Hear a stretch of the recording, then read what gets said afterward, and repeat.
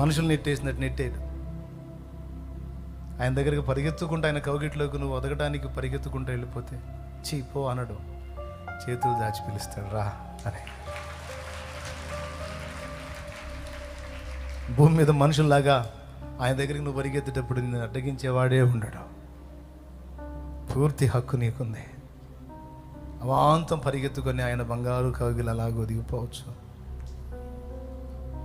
ఆయన భుజాన నీ శిరము ఉంచి నువ్వు దుఃఖపడుతుంటావు. దేవా, ఇన్ని నాళ్ళ నా నిరీక్షణ, ఇన్ని నాళ్ళ నా ఎదురు చూపు, నిన్ను చూడాలని,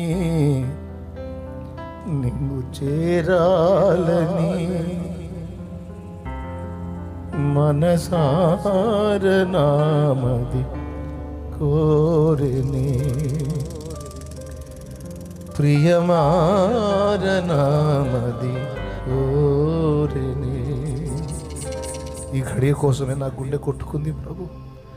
యేసయ్యా, నిన్ను వెళ్ళి ఆయన కౌగిట్లో ఒదిగితే ఆయన ప్రేమగా నిన్ను ముద్దాడి నీ కళ్ళ నుండి బాష్ప బిందువులు తుడి చేస్తాడని రాస్తుంది.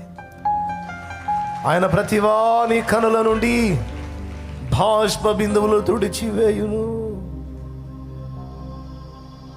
బాధపడకు, చేరావు కదా, వచ్చావు కదా నా దగ్గరికి, ఇంకెందుకు దుఃఖపడకు అని తుడిచి, నీ కన్నీళ్లు తుడిచి, నిన్ను హత్తుకుని, నిన్ను ముద్దాడి తన ప్రేమంతా నీ ఎడల ధ్వజముగా చూపిస్తాడు. ఆయన తన ప్రేమను ధ్వజముగా నా ఎడల ఎత్తాను.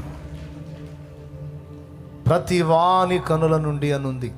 ఇందులో భేద, గొప్ప, ధనిక భేద తేడా లేదు.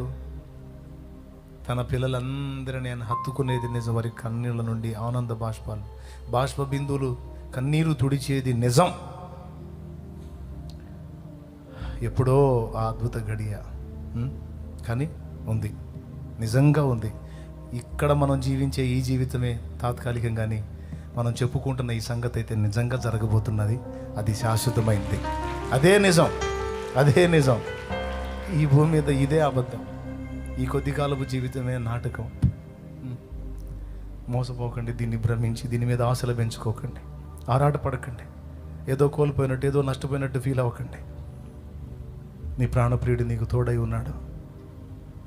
నీవు జయించి నిలిచిన ఎడల యుగ యుగాలు ఆయనతో ఆనందకరమైన జీవితాన్ని స్వతంత్రించుకోబోతున్నాం. ఆమేన్, ఆమేన్.